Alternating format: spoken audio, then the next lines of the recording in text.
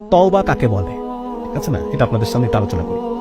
তওবাটা হচ্ছে একটা গল্প বলি আমাদেরকে, যে একজন মা গ্রামের দিকে, আপনারা জানেন যে অনেক সময় শীতের শেষে, যখন শীত শেষ হয়ে গেল, এরপরে যত চাদর কাঁথা, এগুলো সব গরম পানিতে জাল দিয়ে শুকিয়ে ভাঁজ করে তুলে রাখা হয় পরের বছর শীতের জন্য, ঠিক আছে। তো এরকম একটা সিনারিও চিন্তা করেন যে একজন মা রান্নাঘরে পানি জাল করছেন কাপড় মানে কাঁথাগুলো ধোয়ার জন্য বা সিদ্ধ করার জন্য।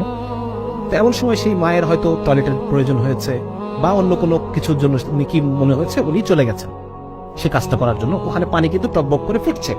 এমন সময় তার 2 বছর বয়সী বাচ্চা, সে টুকটুক করে হাঁটতে এসে সেই গরম পানির মধ্যে পড়ে গেছে, পড়ে গিয়ে মরে সিদ্ধ হয়ে ভাসতেছে, ঠিক আছে। এখন ওই মা রান্নাঘরে প্রথম পা দিয়ে চুলার দিকে, মানে ওই পাতিলের গরম পানির যে পাতিল, সেই ডেকচি, সেদিকে তাকিয়ে এই মায়ের প্রথম ফিলিংসটা কি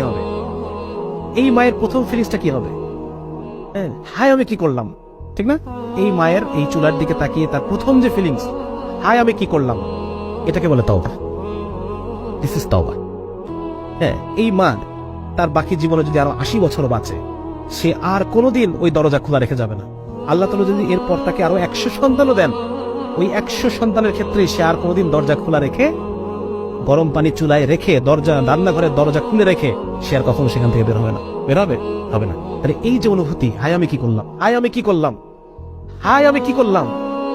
এই অনুভূতিটাকে বলে তওবা। এবং এই কাজ আমি আর জীবনে কখনো করবো না, ঠিক আছে না? এটা হচ্ছে তওবা।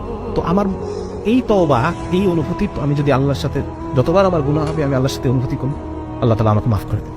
এবং আলেমরাই কথা বলেন, যে বান্দার মধ্যে এই তওবার অভ্যাস আছে, আল্লাহ তাআলা একটা সময় তাকে গুনাহ ছাড়িয়েই দেবেন ইনশাআল্লাহ।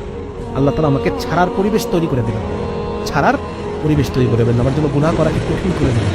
আমরা দোয়া করবো আল্লাহর কাছে, আল্লাহ আপনি আমার জন্য নেক আমল করাকে সহজ করে দেন, গুনাহ করাকে আমার জন্য কঠিন করে দেন, যেন আমি গুনাহ করতে পারি।